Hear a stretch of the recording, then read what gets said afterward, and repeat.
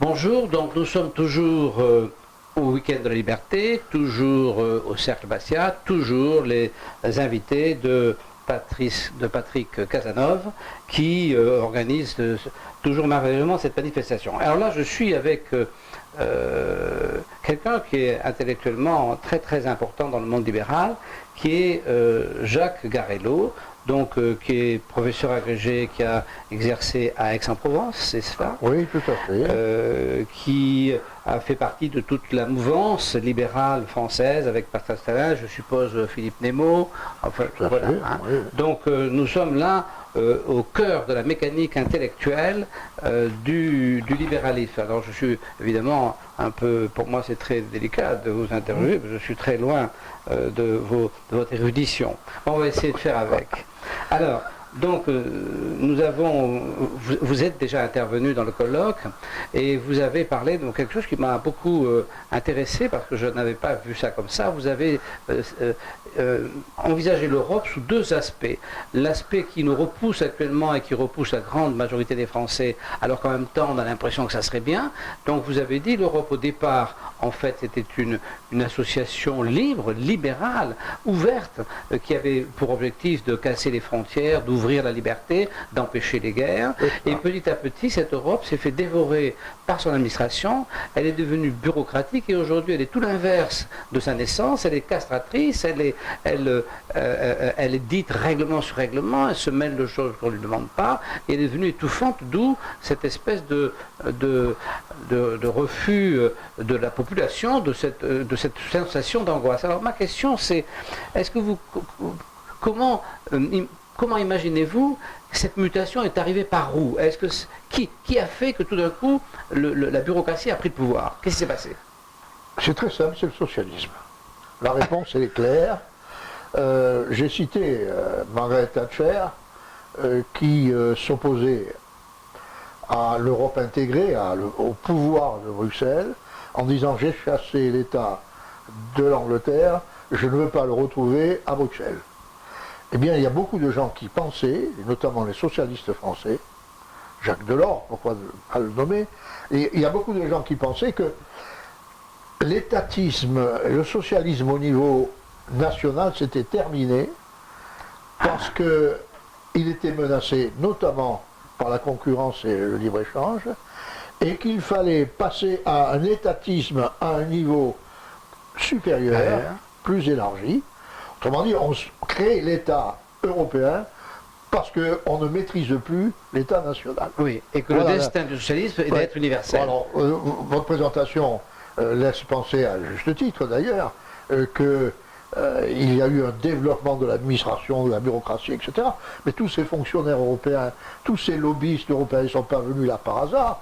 C'est parce que derrière, il y avait une volonté politique de construire une Europe socialiste, avec une politique agricole commune. Elle existait déjà, c'était au fond le ver dans le fruit dès le début.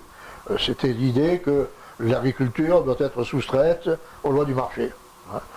Et puis alors, politique industrielle, politique monétaire, politique commerciale, pour finir avec politique internationale et diplomatie. C'est-à-dire le plan partout. Au lieu de la liberté, le plan. Oui, le plan. C'est ça, hein, c'est ça, c'est le plan. Hein. Alors le plan sans le Gosplan, c'est-à-dire sans la charte de plomb du communisme, mais un plan déjà distributeur, redistributeur, et un plan surtout suppresseur de liberté. C'est ça. Alors, quand on parle du socialisme, est-ce que souvent je pose cette question de la croyance, c'est-à-dire la croyance, cette chose qui fait que l'homme n'avance pas un pied sans croire que le sol devant lui est ferme. S'il croit que le sol n'est pas ferme, il n'avance pas le pied. C'est-à-dire qu'il est, je pense, reconnu que la croyance fait partie de notre organisation à l'intérieur de nous et qu'on ne fait rien sans avoir un minimum de croyance au départ. Ouais. Alors, est-ce que vous croyez que le socialisme est une déviance de cette espèce d'outil et une croyance généralisée, comme souvent les populations s'emparent d'une croyance et alors après pour l'éradiquer c'est difficile? Ou est-ce que c'est quelque chose de plus... Est-ce que c'est autre chose? C'est quoi le socialisme d'après vous? Écoutez, deux réponses. La première, vous avez parlé du sol devant moi qui est encore solide. C'est vrai, mais il se peut que le chemin que je suis conduit à une falaise. Donc on croit être encore solide, et puis tout d'un coup c'est la chute. Voilà. Alors ça c'est la première réponse, et peut-être folklorique. Vous allez dire peut-être pas. La deuxième réponse, et ça c'est réellement la réponse de fond, c'est c'est un vieux rêve humain de la construction du monde parfait. Enfin, c'est l'utopie. Nous allons construire la société parfaite où les hommes ne connaîtront ni la misère, ni la guerre, ni l'inégalité. Il suffit d'organiser scientifiquement la société. Le socialisme, c'est l'organisation scientifique de la société. Et vous pouvez prendre toutes les variations de socialisme depuis Platon, qui fixe le nombre de gens qui doivent être là, comment les femmes auront des époux. À l'époque, il n'avait pas trop parlé du mariage pour tous, parce que chez les Grecs, c'était quand même assez courant. Mais, voilà, j'organise, voilà, il me faut tant de gens pour s'occuper de l'État et de la guerre, tant de gens pour travailler, etc. Après, vous avez la vague utopiste du 19e siècle, avec Saint-Simon, Auguste Comte, les savants. Pourquoi la science ne s'emparerait-elle pas de la politique et de la vie des hommes en société? Ouais. Donc il y a cette croyance que l'être humain a besoin d'une société scientifiquement organisée. Et Hayek a appelé ça la présomption fatale. Voilà, le précipice, c'est qu'on s'avance jusqu'à la société parfaite, et un jour, ça devient le communisme, le totalitarisme, parce qu'il y a toujours des gens qui seront assez indépendants d'esprit, mauvais citoyens, va-t-on dire, oui, et qui disent, ben moi je ne peux pas vivre dans ce système-là. Je ne rentre pas dans le moule. Je ne me reconnais pas. Oui. Voilà. Et le problème, pourquoi est-ce qu'ils cherchent à construire la société parfaite? C'est qu'ils ne croient pas que les hommes soient eux-mêmes, par eux-mêmes, sans une organisation centrale, capables de construire une société améliorée. Autrement dit, ils nous dépossèdent d'un privilège que nous avons, nous autres, les hommes qui est libres. notre propriété absolue. Exactement, puis de dire, on va chercher la solution entre nous. Bien Quand sûr. Tocqueville va aux États-Unis, qu'est-ce qu'il constate et qu'est-ce qu'il décrit comme la différence essentielle avec la France? C'est que quand il y a un problème au niveau de la commune, ou même un peu au-delà, les gens essayent de s'arranger entre eux. Ils discutent et ils trouvent toujours une solution. Il y a une capacité d'auto-organisation de l'être humain. Donc pour vous, le libéralisme, c'est donc c'est faire confiance à l'être humain, et c'est donc accepter ses bons côtés et ses mauvais aussi, bien sûr. Oui, parce que en effet, comme Hayek le dit, tout progrès résulte d'un processus, d'un enchaînement d'essais et d'erreurs.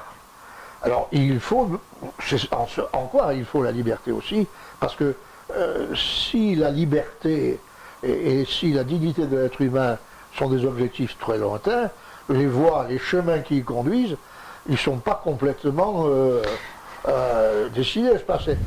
Hier j'ai fait de la route, il y a des passages, on travaille beaucoup dans votre département, c'est bien d'ailleurs, notre argent n'est pas gaspillé, où il n'y a plus de marquage. On dit route non marquée. Ah ben oui, alors qu'est-ce qu'on va, on va s'arrêter ou bien on va rouler à 20 à l'heure? Donc on commence à prendre des réflexes que moi j'ai connus en tant que conducteur automobile dans ma jeunesse, c'est-à-dire qu'on prend sur soi de se discipliner. Voilà. Et on peut se tromper, l'homme est faillible, n'est-ce pas? C'est certain, c'est sa caractéristique, mais disait Bastiat, il est perfectible.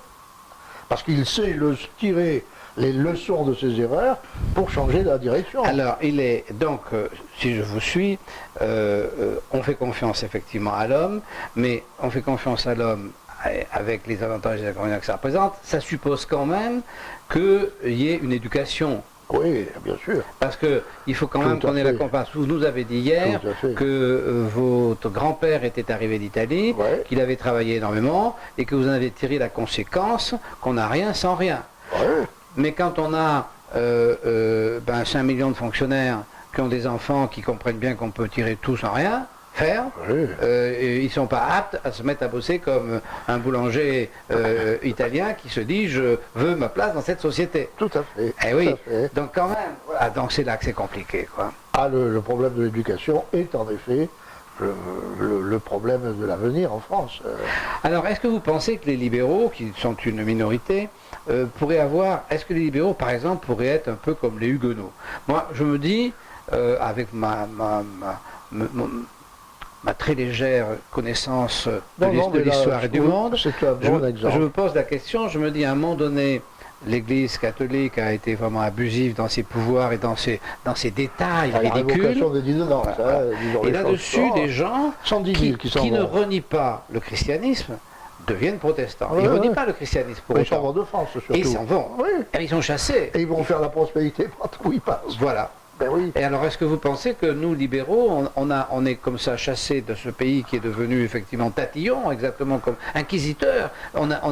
Parce qu'on n'a pas parlé là, parce que on n'a pas Ouais, mais parlé attendez, du fisc. c'est pas vous à 71 ans, ni moi à 80 ans, 83 ans qui allons quitter la France. Non. Mais mes enfants s'en vont. Eh ben oui. Et mes petits-enfants encore plus. Eh ben oui. Voilà. Bon. Moi, je suis allé aux États-Unis pour la première fois, je crois que j'avais 38 ans. Mes petits-enfants, ils avaient 8 ans.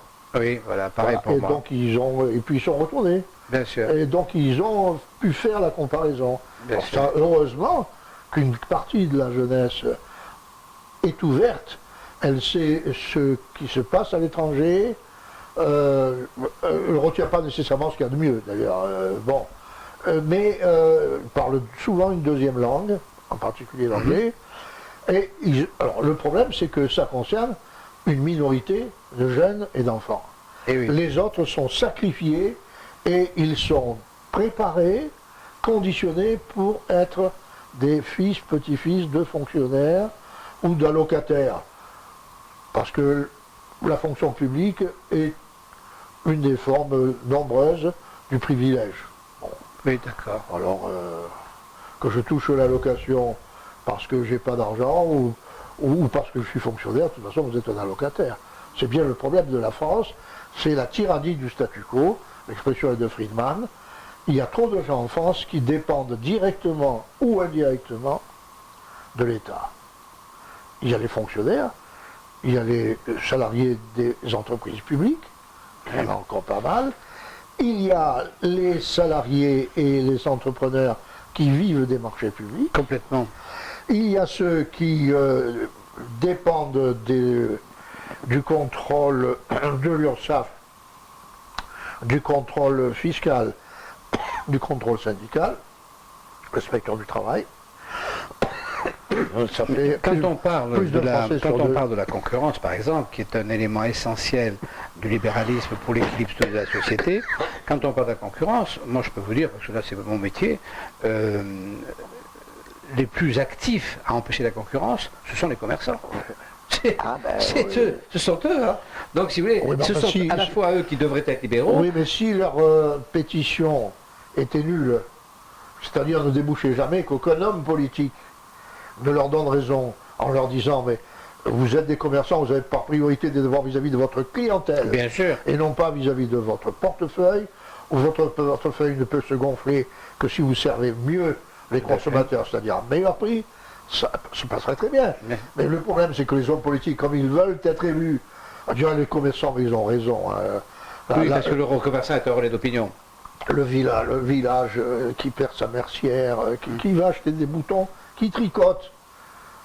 Pourquoi est-ce que vous voulez maintenir la mercière alors qu'il n'y a plus personne qui sait coudre?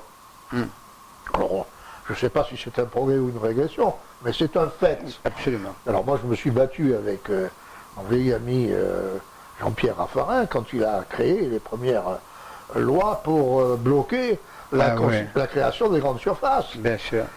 Alors que beaucoup de gens qui vivent dans des villes, dans de mauvaises conditions, prennent leur retraite à la campagne, mais à la campagne, ils veulent avoir ce qu'ils avaient en ville. C'est-à-dire la possibilité de faire leur marché. Voilà. Alors on dit non, restez chez vous. Bon, voilà. Bien, monsieur professeur, donc, Oui. J'ai été très Émérite, ça veut dire heureux de vous recevoir. Cet Merci. opérage qui mêle l'érudition, l'expérience et le bon sens, puisque vos parents vous ont appris le bon sens, vous avez acquis l'érudition, et puis le temps vous a donné l'expérience. Il y a une Trois chose qui m'a éléments beaucoup essentiels. quelque chose qui m'a beaucoup apporté, ça c'est moins connu, c'est que pendant pratiquement 20 ans, j'ai partagé ma vie entre l'entreprise et l'université. J'ai été le deuxième plus gros vendeur, si je peux m'exprimer ainsi, de formation économique en France. J'avais créé un institut qui permettait aux ouvriers d'accéder à la connaissance économique, dans ce cas-là de plus simple, de plus profond en même temps. Et ces ouvriers étaient instruits par leur cadre. Nous formions les formateurs. Oh oui, les résultats, il faut les demander à la CGT qui a perdu des positions dans la plupart des grands groupes français à ce moment-là. Voilà, dans les années 70, vous évoquez M. Giscard, c'était la période Giscard. Et là, on rencontre des gens formidables, vous savez.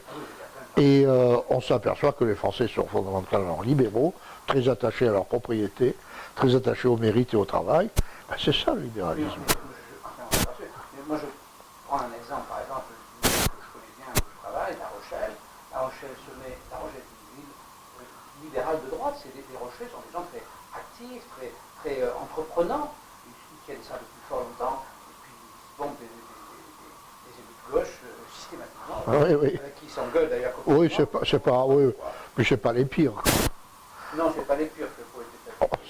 Mais depuis, derrière, c'est un peu plus difficile. Ah bon. Professeur, je vous remercie. C'est moi qui vous remercie. Voilà, je vous souhaite une bonne journée. Merci. Merci.